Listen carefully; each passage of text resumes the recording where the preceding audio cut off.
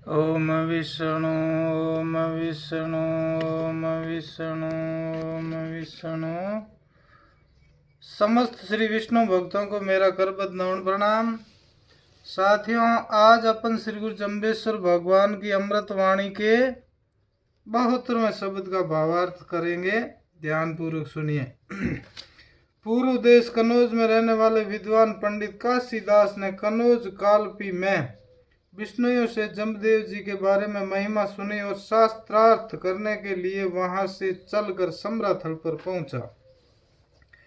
कुछ दूरी से ही हवन की महकार आने लगी, जिससे वैदिक परंपरा में के ऋषियों जैसा वातावरण उपस्थित हुआ। इस प्रकार के दिव्य वातावरण में पंडित अति प्रसन्न हुआ और समीप में बैठकर कहने लगा कि हे देव, वेद पुराणों में पाप पुण्य की व्याख्या बड़े ही सूक्ष्म ढंग से की गई है तथा वेदों में चारों वर्णों से वेद पाठी ब्राह्मण ही सर्वश्रेष्ठ बताया है। जो वेद को पढ़ता है उसका आवागमन मिट जाता है। जो वेद को पढ़ता है उसका आवागमन मिट जाता है। इस विषय में आपके क्या विचार है? तब श्री जमदेव जी ने ये शब्द सुनाया। ओम वेद कुरान कुमाया जालो भूला जीव कुजीव कु जानी बासंदर नहीं नाख हीरो धर्म पुरुष शिव सिर जीवे पूरू कली कमाया जाल बिठाकर प्राणी गुरु की कलम कुरान पीछाणी दीन गुमान करे लो टाली ज्यों कण था गाते गुण हानि साच सिदक शैतान चुकाओ ज्योतिष चुकावे पानी में नर भूरा पूरा सरवीन जो हीरा लेसी जाके हृदय लोहन अंधर या ईवाणी निरकल हो नर नीर हारी जिन चौखंड भीतर खेल पसारी जपो रे जिन जपे लाभे रतन काया ए कहानी काई मारू काई तारू क्रिया बिहुणा पर हाथ सारू सील दहू उबारे ऊना एकल एह कहानी केवल ज्ञानी थल सिर आयो प्रगट खेल पसारी क्रोड़ 33 पोहर चावण हारी जूछक आई सारी। इस प्रकार गुरु महाराज फरमाते हैं कि हिंदुओं का प्रधान ग्रंथ वेद ही है तथा मुसलमानों का कुरान है। हिंदू वेद पर गर्व करते तथा मुसलमान कुरान पर। वेद या कुरान में ये दोनों ही बहुत बड़े हैं। इनमें अनेकों प्रकार की बातें कही गई है। बड़े ही परिश्रम से ये एक शब्दों का ज्ञान जाल गूंथा गया है। इस जाल में फंस तो जाते हैं किंतु निकलना नहीं जानते। गुरु महाराज फरमाते हैं कि वेद शास्त्र कुरान आदि शब्दों के जाल का गूंथा गया है। इस जाल में फंस तो जाते हैं लेकिन निकलना नहीं जानते। तत्कालीन भाषा में यह अति दुरूह तथा परस्पर विरोधी वार्ता होने से अध्ययन करता संशय में पड़ जाता है। इसीलिए वेद मंत्रों की मीमांसा आदि कई ग्रंथों में व्याख्या की गई है तथा भूले हुए प्राणी तथा कुजीव दुष्ट प्रकृति वाले तो अपने ही तरीके से उन मंत्रों का अर्थ निकाल लेते हैं। उससे यज्ञ जैसे पवित्र कार्य में भी हिंसा का बोलबाला पहले ही हो गया था। एक ही मंत्र के अनेक अर्थ हो सकते हैं। यह सुविधा का लाभ कुजीव अपनी स्वार्थ पूर्ति के लिए किया करते हैं। गुरु महाराज फरमाते हैं मंत्र के तरह तरह की व्याख्या करने से सारा सिस्टम बिगड़ चुका है। इसीलिए अग्नि देवता कभी हीरे का नग नहीं हो सकती। अग्नि तो अग्नि ही होती है तथा हीरा तो हीरा ही है। अग्नि में दाहक तो जलाना प्रकाश देना शक्ति होती है, ये हीरे में नहीं है। फिर भी अपनी जगह पर अग्नि का वह सूक्ष्म रूप हीरा भी अपना विशेष महत्व रखता है। अर्थात वेद तो अग्नि सदृश है तथा शब्दवाणी हीरे के सदृश है। ये दोनों ही अपने अपने स्थान में महत्वपूर्ण हैं। हीरे के नग से अलंकार बनता है तथा प्रकाश सौंदर्य की सर्वग्राह्य सुलभ है, किंतु अग्नि रूप वेद से तो हाथ जलने का सदा ही डर बना रहता है, इसीलिए अग्नि को देखकर हीरे का त्याग नहीं करना चाहिए। जो धार्मिक पुरुष होगा वही इन हीरे की परख को जान सकेगा तथा इस शब्दवाणी रूपी हीरे को ग्रहण करके जीवन को पूर्ण करके आनंद को प्राप्त होगा। गुरु महाराज आगे फरमाते हैं, इसलिए हे प्राणी, कलयुग की माया का जाल बहुत फैल चुका है तथा फैलता ही जा रहा है। इसमें फंसना नहीं है। इस माया के नए नए आविष्कारों को देखकर आश्चर्यचकित नहीं होना है। उसी जाल को ही सत्य मानकर उसमें फंस नहीं जाना। सतगुरु के बताए हुए शब्द ज्ञान को ही वेद पुराण मानकर उन्हें समझकर तदनुसार ही जीवन को बनाना। वह दिन रात रूप से व्यतीत होने वाला काल तेरे अहंकार को एक दिन तोड़ देगा। तुझे विद्या, धन, बल, परिवार, मजहब आदि का अहंकार हो चुका है, किंतु ध्यान रखना, जिस प्रकार से धान, मोठ, बाजरी, गेहूं आदि से गुण विशेष जब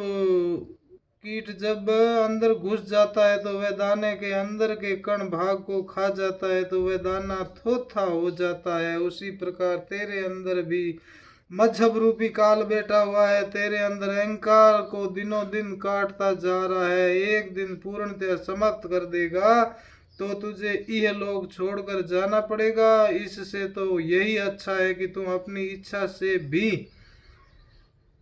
इच्छा से ही अभिमान को छोड़कर निरअभिमानी हो जा। सरल मार्ग को अपनाकर सहज जीवन जीना प्रारंभ कर दे। उस महाकाल से तो युद्ध में तो जीत नहीं सकेगा, तो यही अच्छा है कि उससे समझौता कर ले।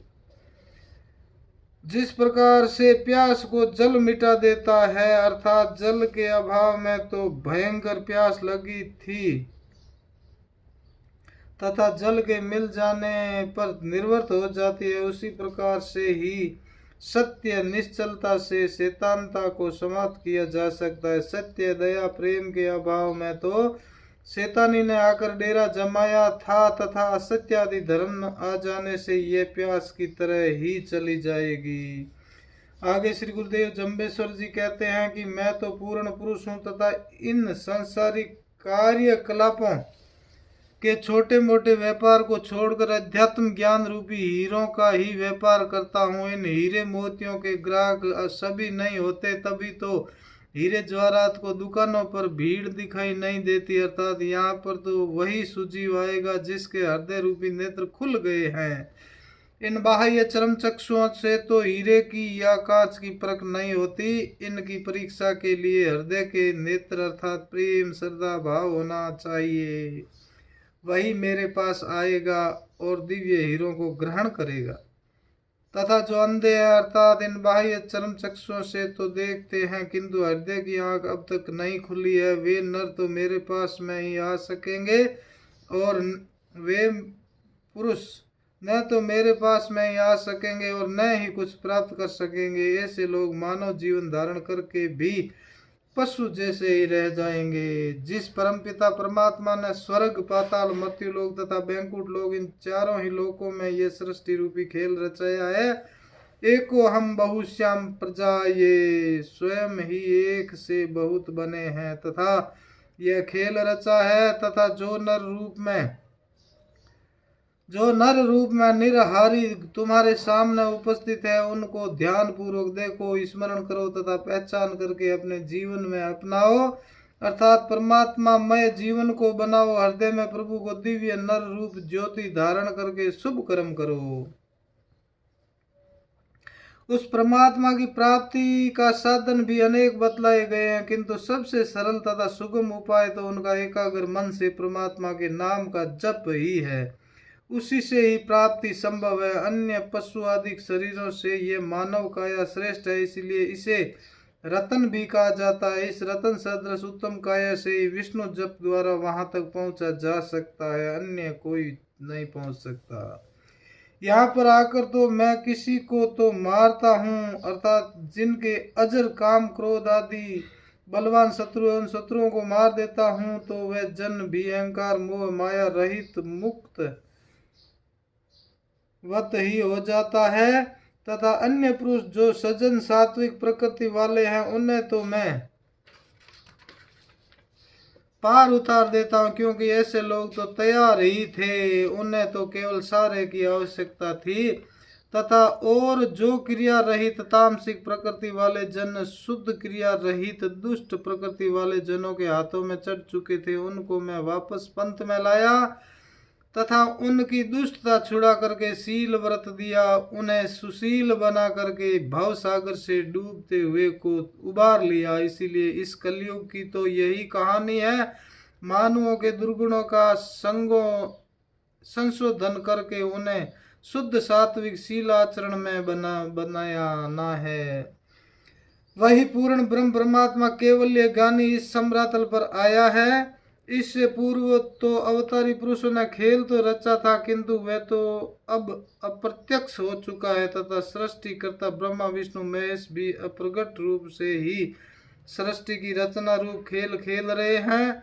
गुरु जम्बेश्वर जी कहते हैं, मैंने ये इस थल पर दिव्य खेल रचा है, यह प्रगट है यानी प्रत्यक्ष है, तथा ये खेल भी निरुद्देश्य नहीं है। 33 करोड़ की संख्या पूर्ण करने के लिए इस मार्ग का निर्माण मैंने किया है, क्योंकि इससे पूर्व सत्य त्रेता द्वापर में इसी मार्ग पर चलकर 21 करोड़ तो पहुंच चुके हैं,